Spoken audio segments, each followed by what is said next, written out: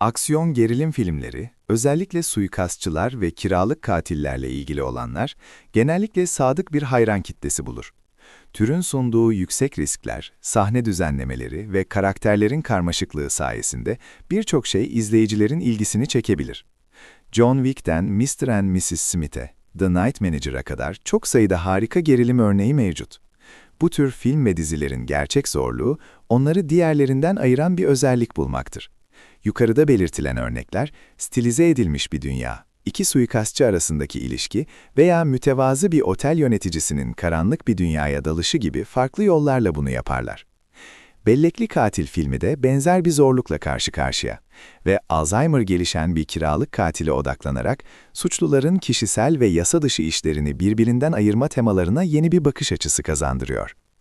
Bellekli katil, baş karakteri Angelo'nun hafıza kaybını kullanarak izleyiciyi neredeyse sürekli bir paranoya halinde tutuyor. Angelo'nun içinde bulunduğu farklı dünyalar birbirinin zıttıdır ve unutkan kiralık katilin bulunduğu yere göre sahnenin tonunu tamamen değiştirmek için sahne düzenlemesini etkili bir şekilde kullanıyor. Dempsey, sakin, soğukkanlı ve kontrollü olan Angelo olarak parlayacak birçok fırsata sahip. O da dünyaları çarpışmaya başladıkça yavaş yavaş kontrolünü kaybediyor. En iyi sahneleri ise The Sopranos'un Michael Imperioli ile karşılıklı olduğu sahneler. Ne ile ilgili Memory of a Killer? Bu 10 bölümlük dizi, sözleşmeli bir suikastçı olan Dempsey'nin Angelos'unu takip ediyor. O artık sektörde deneyimli biri ve iyi bağlantıları olan arkadaşı Dutch için çalışıyor. Ancak Killer'ın hafızası, izleyicilere Angelo'yu kişisel hayatı üzerinden tanıtarak başlıyor. Maria adındaki hamile kızı için o sadece bir fotokopi makineleri satıcısı. Killer'ın hafızası, bu iki dünyanın ayrımını gerçekleştirmek için kullanılan ortam ve sahnelerle Angela'nın iki hayatını bugüne kadar ne kadar iyi saklayabildiğini aktarıyor.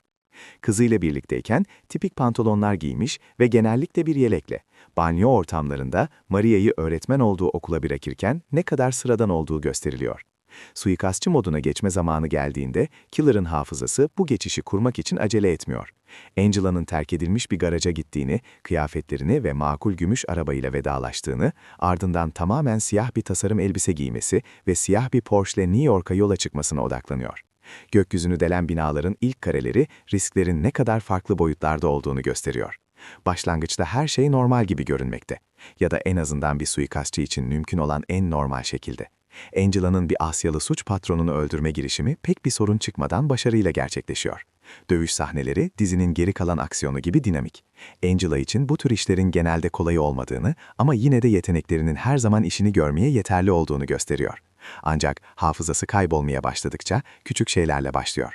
Örneğin apartmanının kodunu unutmak veya çantasını kapısının önünde bırakmak gibi. İki dünya hızla çakışmaya başlıyor. Angela sadece Maria'dan sır saklamakta zorluk çekmiyor. Episod 2, Ferryman'de çift hayatına dair bir ipucu içeren bir ceketini onun evinde bırakıyor. Ailesel yaşamı, görünüşte Angela'nın Dutch'ın emirleriyle gerçekleştirdiği bir suikastin intikamını almak isteyen gizemli güçler tarafından tehdit ediliyor. Bu durum yalnızca Angela'yı değil, aynı zamanda Maria'nın hedef alındığı bir silahlı saldırıyla da çok daha kişisel bir hale geliyor.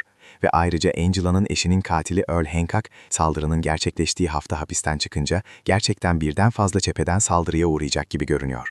Memory of a Killer, gösterimde paranoyayı işliyor.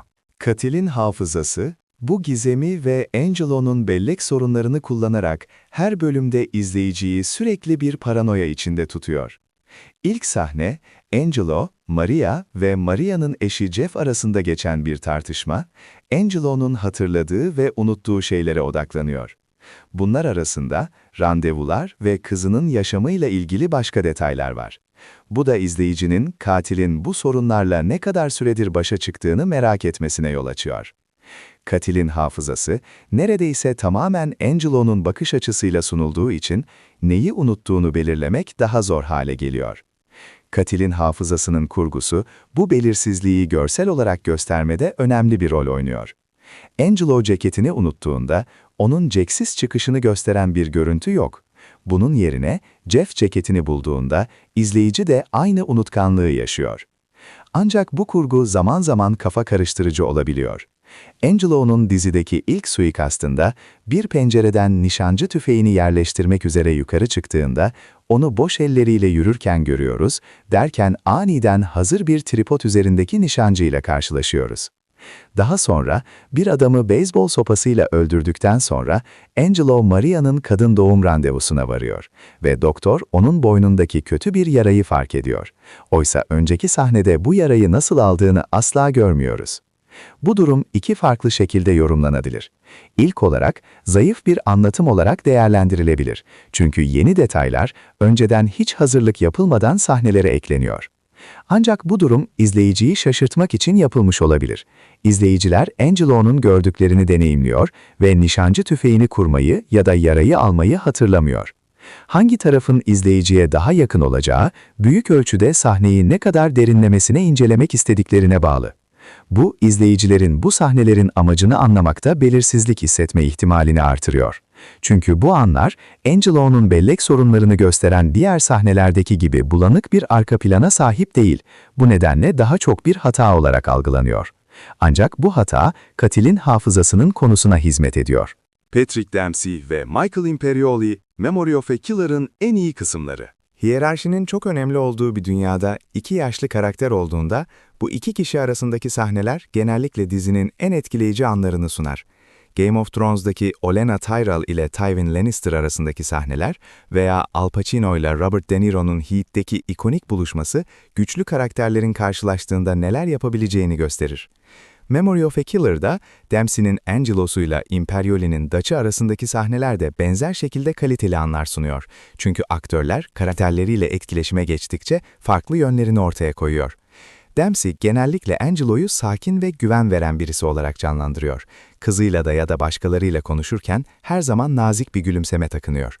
Birisi tarafından bir kamyonla takip edilirken bile ve arabanın da manevralar yaparken onu izlediğimizde çok az bir sarsıntı bile yaşamıyor. Bu da onun ne kadar usta olduğunu gösteriyor. Ancak Dutch'la birlikteyken Dempsey, Angelo'nun beden diliyle ve fiziksel varlığıyla bir rahatlık hissettirdiğini gösteriyor. Bu iki adamın birbirine ne kadar yakın olduğunu ortaya koyuyor ve patron-çalışan dinamiklerinin dostluklarıyla çelişmesini sağlıyor. Öte yandan Imperioli, The Sopranos'da Christopher Moltisanti olarak neden bu kadar iyi olduğunu sergileme fırsatını buluyor. Bir restoran sahibi olarak Dutch, kendi alanında ve konumda bulunuyor. Imperioli'nin sürekli dikkatle bakan gözleri ve kendine güvenen duruşu, onu etrafındakiler üzerinde tam kontrole sahip biri olarak gösteriyor ve her durumu sürekli değerlendiriyor. Ancak Dutch ve Angelo bir arada olduklarında aralarında gülüp eğleniyorlar. Bu şekilde başka hiç kimseyle yapmadıkları anlar yaşanıyor. İkinci bölümde Angelo'nun Dutch'ın sürpriz partisini istemeden mahvettiği bir sahne ve Angelo'nun eleştirilerine maruz kalan ve farklı sürpriz yüzleri deneyen Dutch'ın komik anları var. Bu hem Dempsey hem de Imperioli'nin mizahi yeteneklerini sergilemesine ve aralarındaki doğal kimya ile izleyicinin iki eski dost izliyormuş gibi hissetmesini sağlıyor. İkisi bir konuda anlaşmadıklarında Angelo'nun Dutch'la olan bağını kaybetme tehdidi, karşılaştığı şiddetten çok daha korkutucu bir hale geliyor. Sonuç olarak Memory of a Killer, eleştirmenin zor olduğu bir dizi.